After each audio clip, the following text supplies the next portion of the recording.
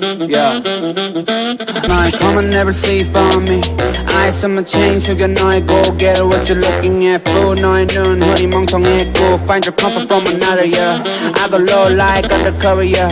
Wanna know my name, 죽지 않은 일은 위에 부어버려 didn't guess. You can't even guess me, cause I'm baby. High low 확실해, not like maybe.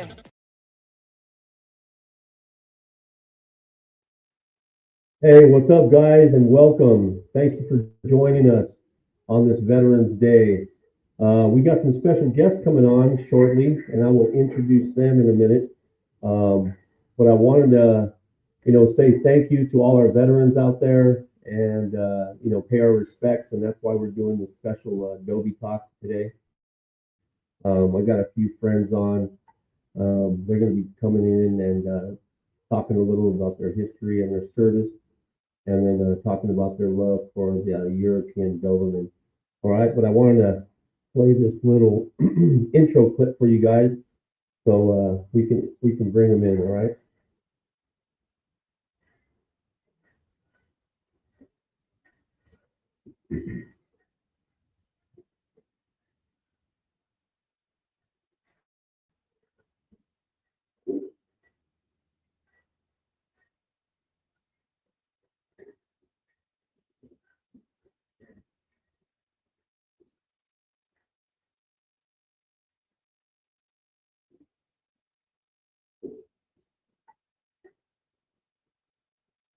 All right.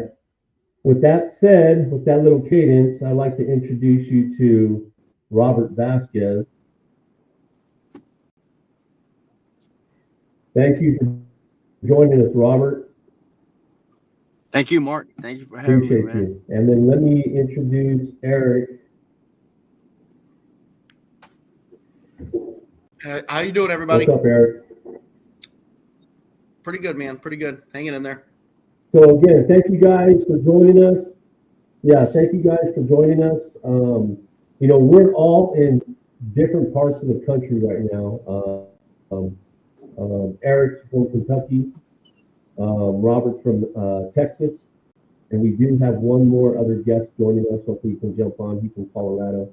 But in the meantime, we're going to get a little history on Eric and Robert, on their service, and pay a little respect to them, and talk a little bit about dogs. So let's talk. Let's start with you, Robert. You've done this before. You've been on my podcast once before. We talked a little bit about your dogs, Duke and Duchess, correct? Yes. Yeah, I actually have.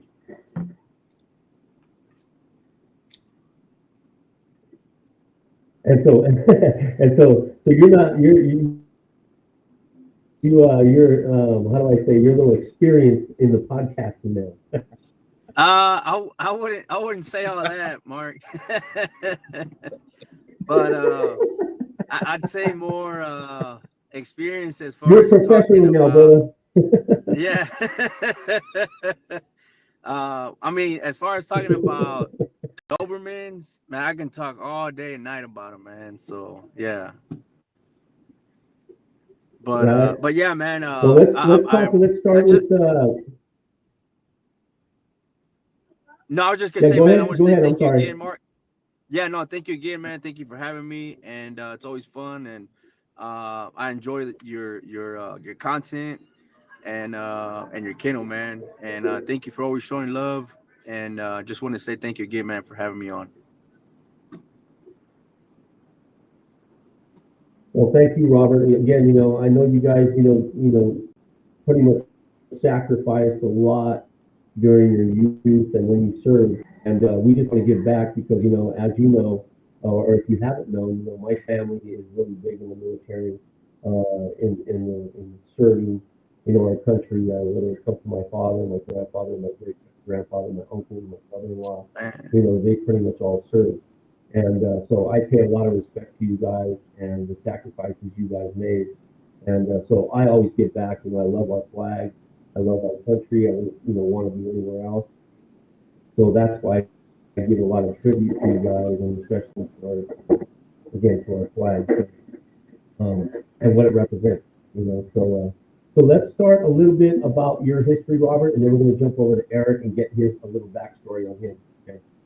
So let us know what age did you enlist? What branch of military did you enlist in?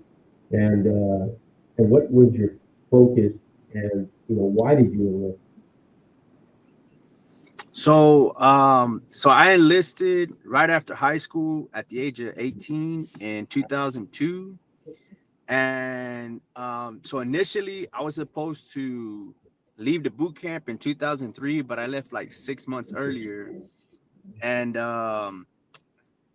went in on an open contract, man. So that was kind of like rolling the dice, you know? Yeah. So, but I did do a tour in Iraq in 2004.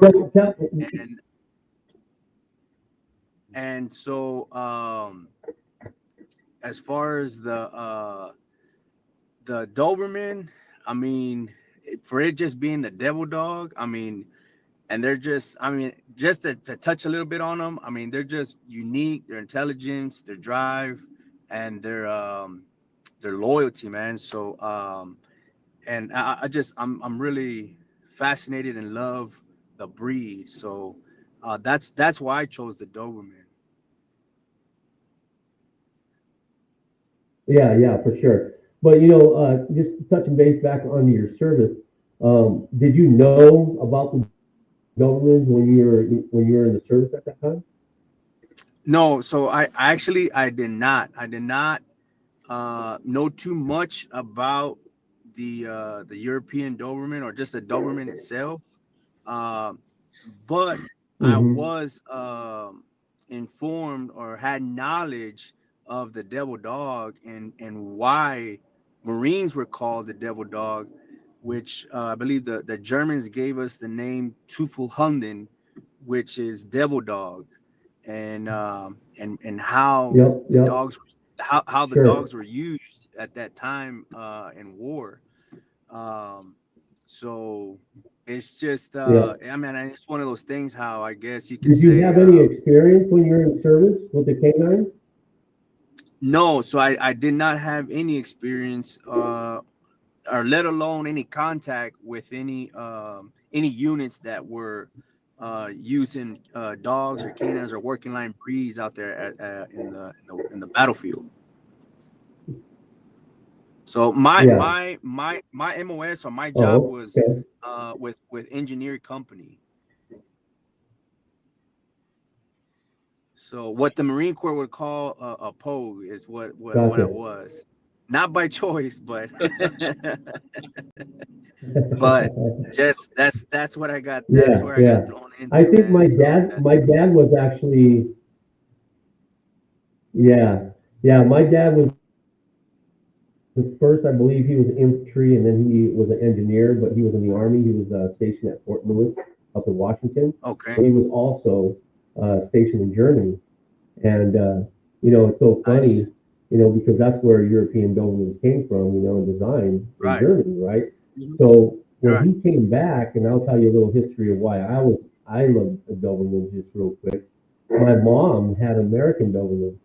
We never knew about the European side of the Doberman. And when my dad got out of Vietnam during early 70s, right at the end of Vietnam, my mom had a protection dog to protect me, myself, well, myself, my little sister. And when he came out, man, nice. that dog freaking attacked him Damn. because that dog was so protective over us, you know. Yeah. And he came out and he was like, "You've got to get rid of this dog. This dog doesn't know me, and this dog's trying to Wow. attack me and protect you guys."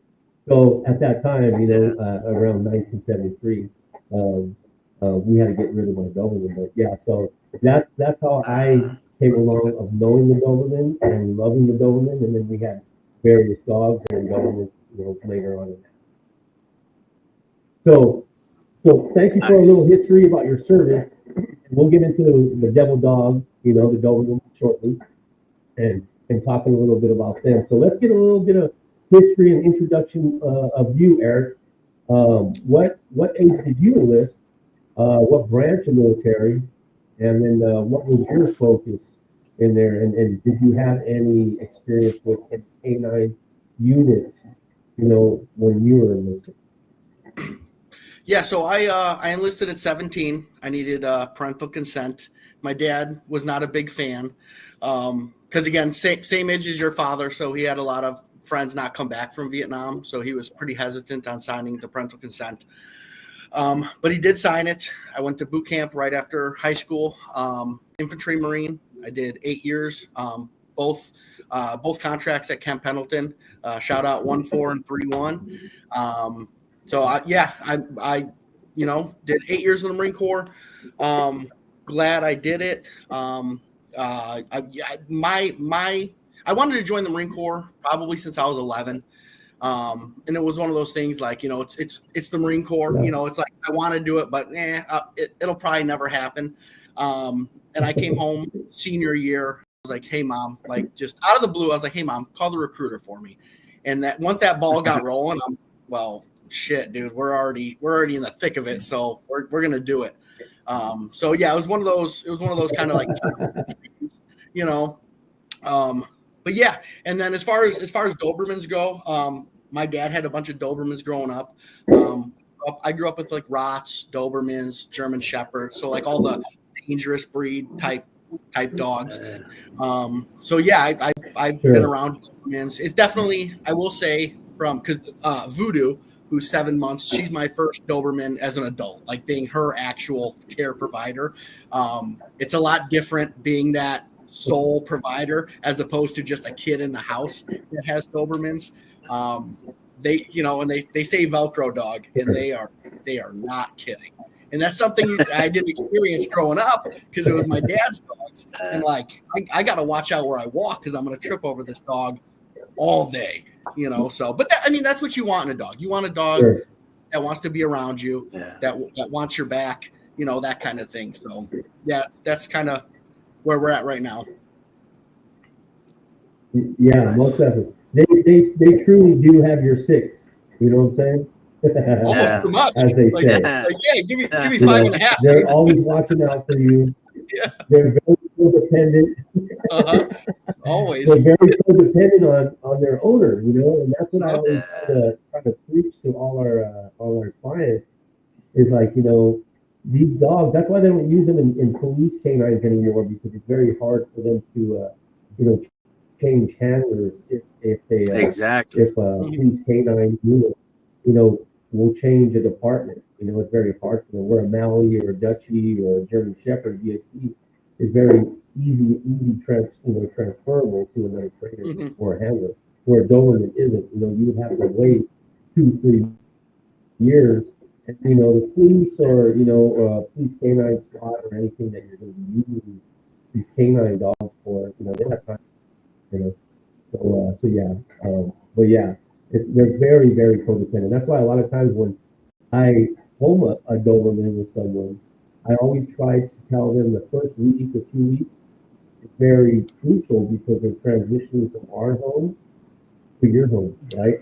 And that separation anxiety is going to take a little bit, So yeah, so that's it's funny that you say that. It's a Velcro dog to the max, bro. Well, for sure. Now, did you re-enlist, Eric? After So I re-enlisted. I actually met my wife the night I got back from my first deployment, and her family is from Camarillo, California, so about 2 hours from Camp Pendleton. So yeah, that was part of the reason I chose to stay at Camp Pendleton, was just to be so she could be near her family, because I knew once I got out of the Marine Corps, I'm originally from Chicago. I knew once I got out of the Marine Corps, I was going to eventually go back to Chicago and bring her with me. So I was like, I'll give her 4 more years with her family before I uproot her and take her with me. So same camp, same camp within Camp Pendleton. So yeah, 8 years at Camp Horno. Man. Yep. Yeah.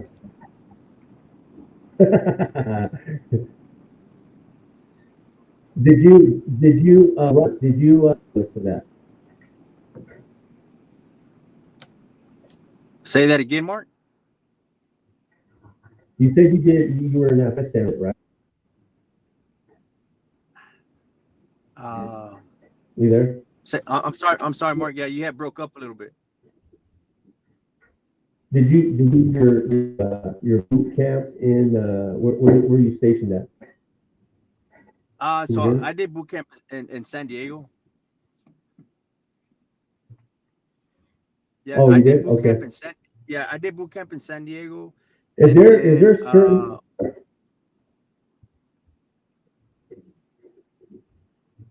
and then I went to Yeah, Camp go ahead. We have a Lejeune little for. delay, so that's okay. Go ahead. Okay.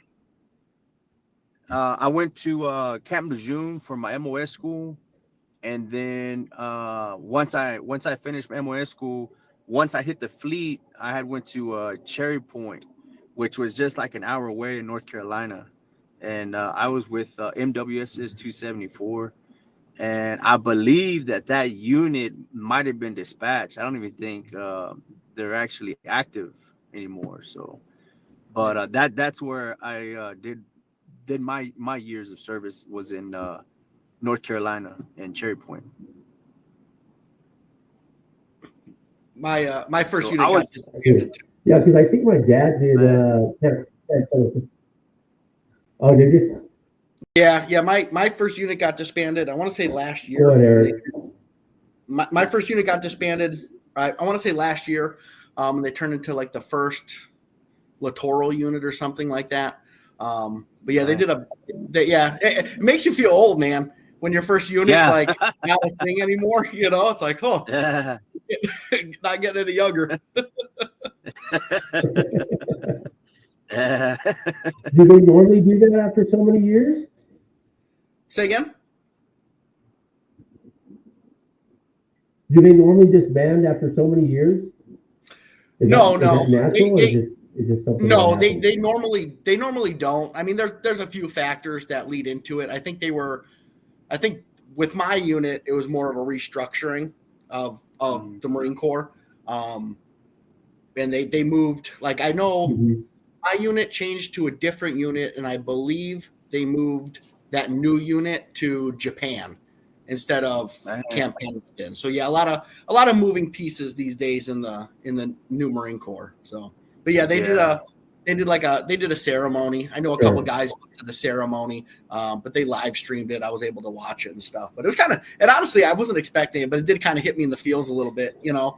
So I went online, I grabbed all the merch I could before they stopped making it and all that good stuff. So, well, yeah, that's cool. Did you guys bring any memorabilia home when you guys exited? I brought his bayonet, his duffel bag, I think his like a few different items, like some awards. I used to wear them. I used to have a jean jacket, and I used to put all his medals on my jacket. I was probably like when I was like maybe 10, 12 years old.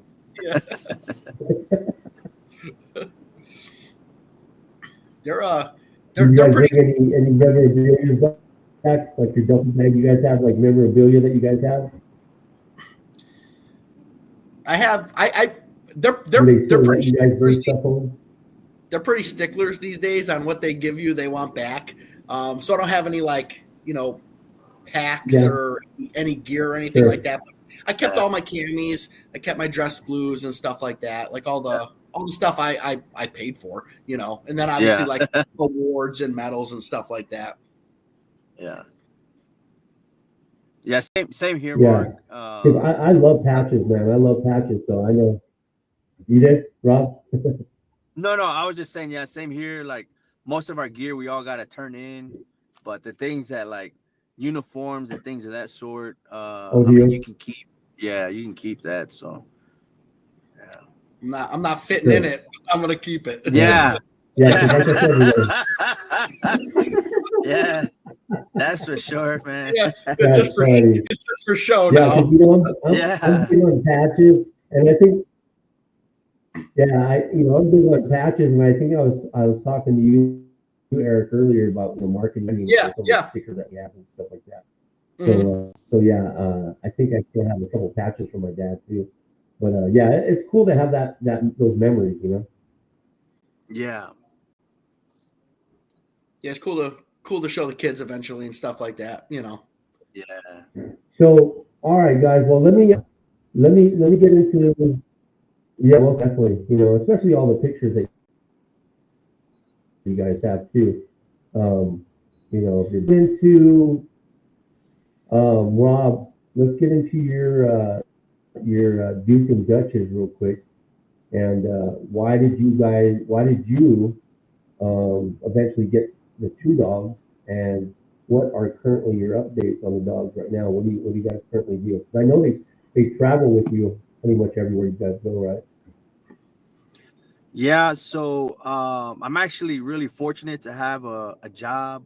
I'm in construction and I travel quite a bit, but I'm just really fortunate that I'm able to bring them with me and even sometimes bring them with me to work. And Duke was the first Doberman that my wife and I got from Livingston, Texas. And, he was first Doberman. So just kind of really just learning the breed and their temperament, their drive, and just everything that comes with a Doberman. And I knew eventually I wanted a second. I wanted a pair, and I'd love to get a pack, but my Yeah, wife's like, nah. She's like, I think two is good.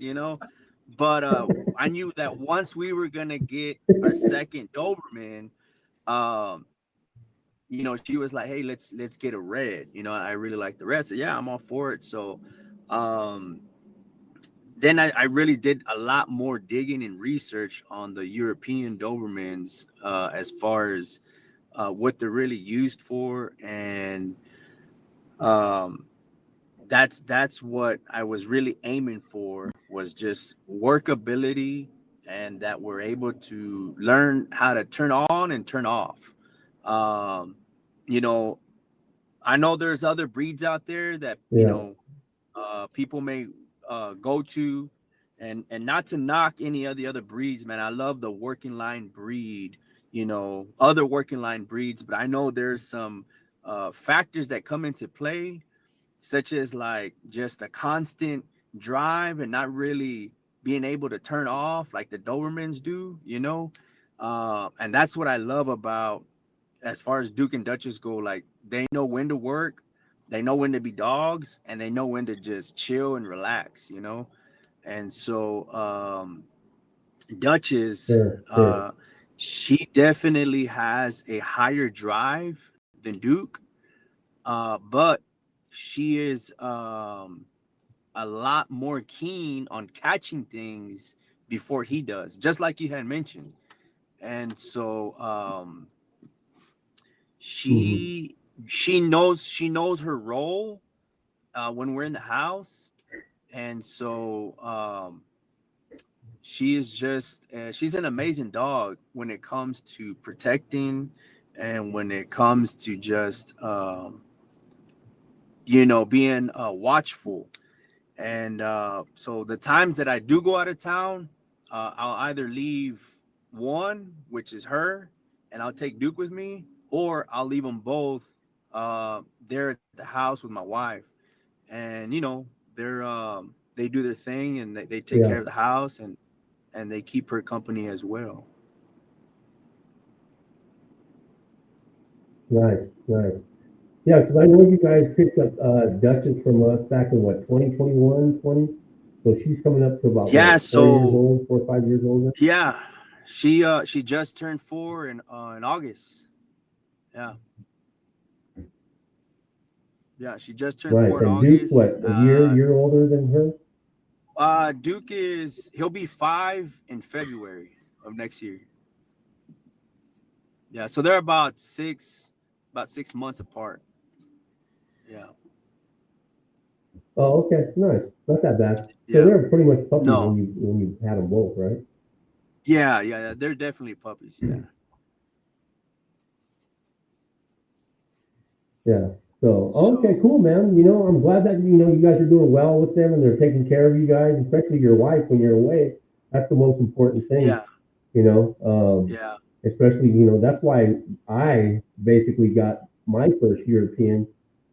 since a long time and back in 2016, because I was working nights and I needed a protection dog. So I told my wife, I said, I'm getting a Doberman. You never Yeah. had a Doberman. We always rescued small dogs, but I want to get a big dog again. And that's when I reached out to Gerald, and I found a good breeder. Luckily I did, and I was blessed to find him. But that's when we got Nemesis, and that's why we call her the Room. And she recently passed in January after 9 years old. But yeah, you need that pretty much peace of mind when you're away, especially with your family. And they do give Yeah. you that peace of mind because they're very alert. Yes, they are. And not to mention, just their appearance, their So that's sleek. cool. So Eric, Uh, yeah, I'm sorry, go ahead.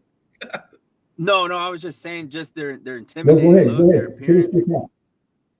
thought. That was another reason why we chose the Doberman, was because of their appearance. And there's been many times where I can go into a place out in public, and when they see that the dogs, Duke and Duchess, man, they're showstoppers. They'll really, people pull over or pull up, but they keep their distance. And so the Doberman, I Sure. mean, it could be biased, but I love the breed.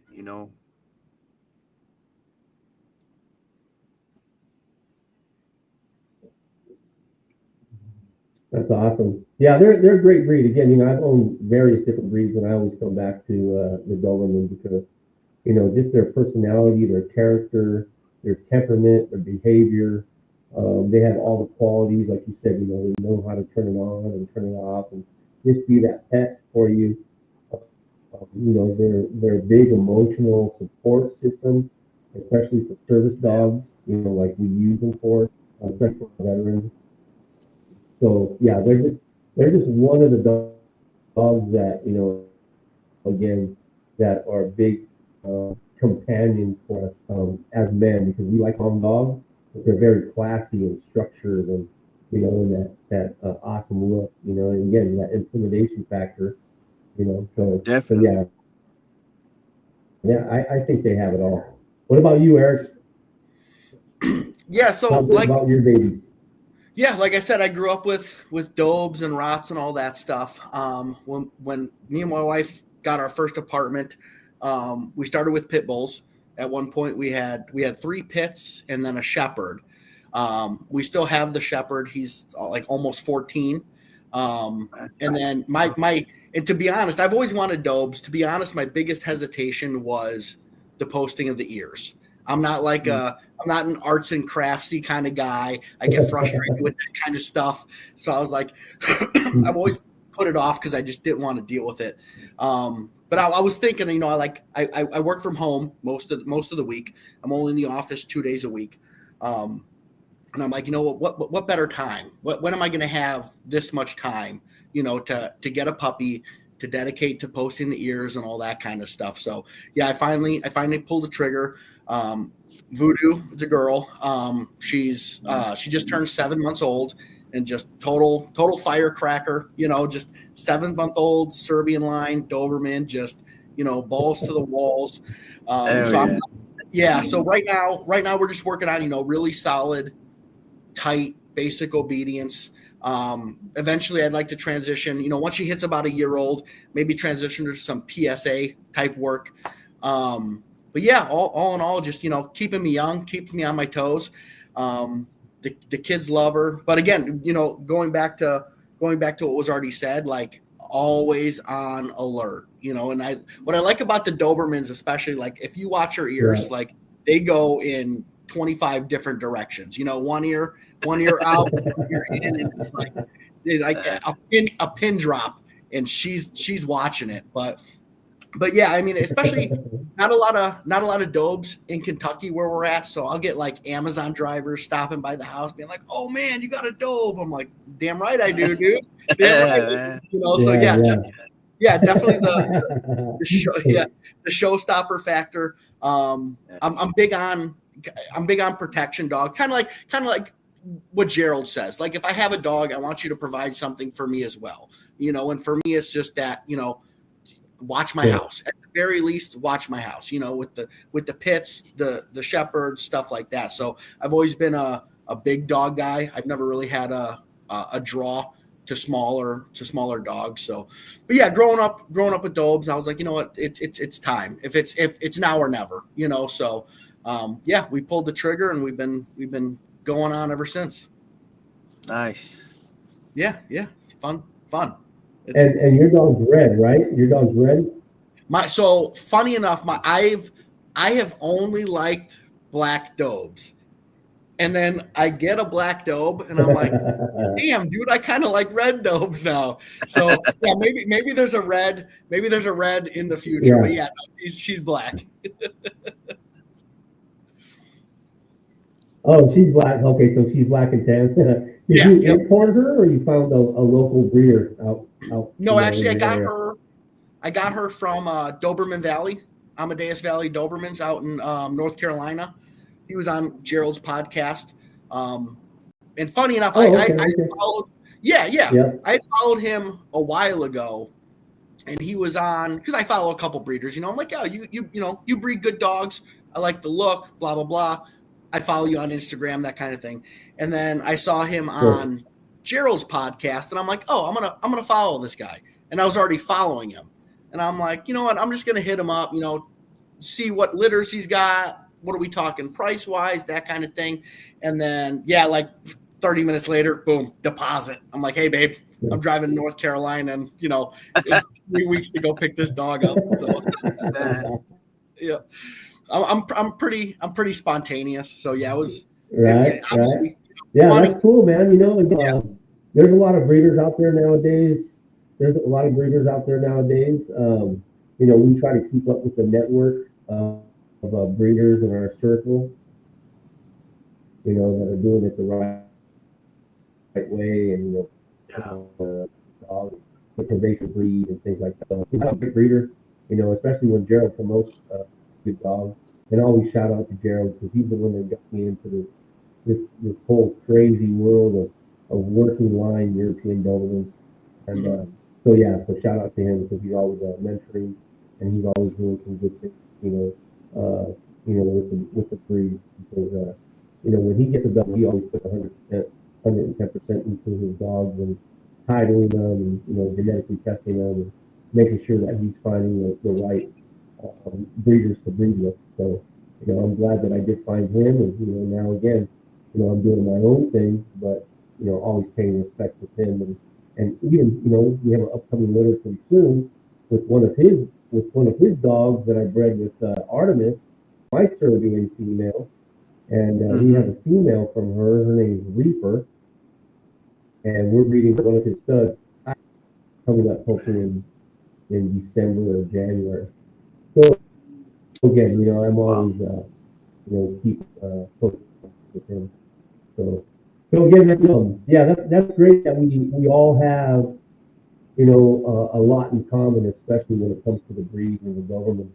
And again, I just want to thank you guys for taking some time out, especially on Veterans Day. I wanted to pay, respect to you guys, because, I keep in contact with you guys.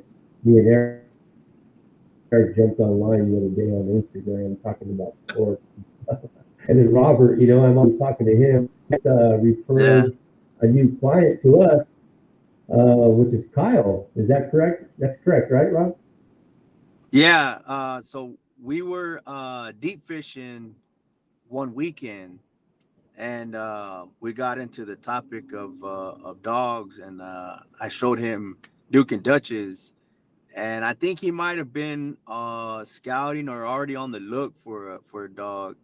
And so that's when I had mentioned you, and just, basically gave him all the info. And I just, man, just give him a shout and go check out the kennel, and, set something up. And next thing I know, he's sending me pictures. He picked up a black and rust female, man. I'm like, wow, man.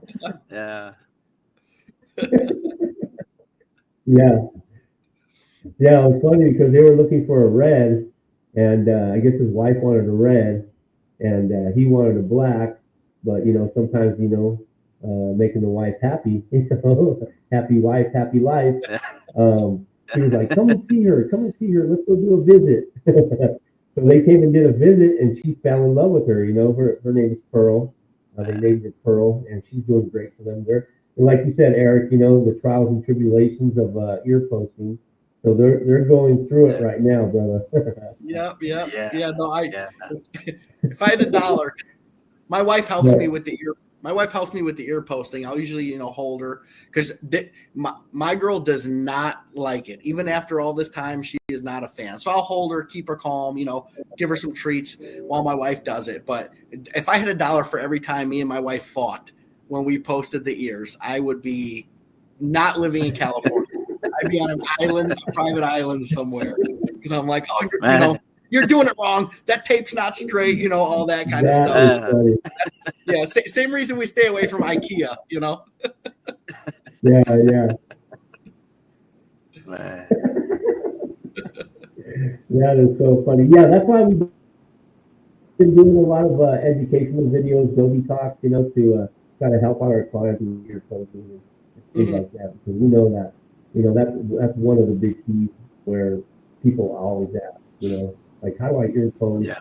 I'm having problems with this, they're not liking it and things like that. So yeah, we try to give our advice and our little techniques. But, stay consistent, and again, a little tip of the trade, and then you guys will be fine, after 4 or 5 times of posting. But yeah. So again, guys, I just want to appreciate you guys' time, to get on our podcast this evening. Again, I wanted to pay respect to you guys. Thank you for your service. And, thank you for loving this breed as we do. And I know in the future that we'll be talking more about, Dobermans. If you guys ever do a podcast again, let me know. Have a connect. We'll try to figure, certain things out. We always have like little issues here and there, but all in all, I think it was a great podcast. Got a little history of your military service and why you love the Dobie. So again, you guys, appreciate your time. Again, you guys want to say anything on exiting? Yeah, thanks for having me on, man. I'm always down to talk. You're putting out great content. I love what you're doing. So, Mark, keep doing that. Go ahead, Robert. Keep promoting the breed.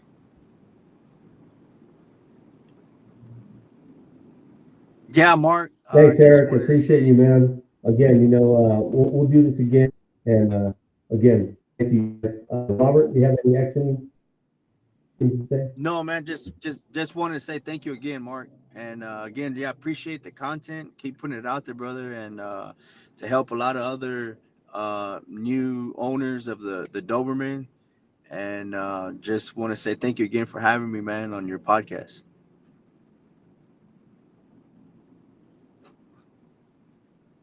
Cool. Thanks, guys. I appreciate you. Again, we'll stay updated, and again, everyone out there, make sure you veteran for the freedoms that we have every single day, for the things that we love, and we get to do freely. So again, happy Veterans Day. You guys take care, stay safe, God bless, and enjoy your pets. All right, Mark. Thank you, man. You have a good evening, man.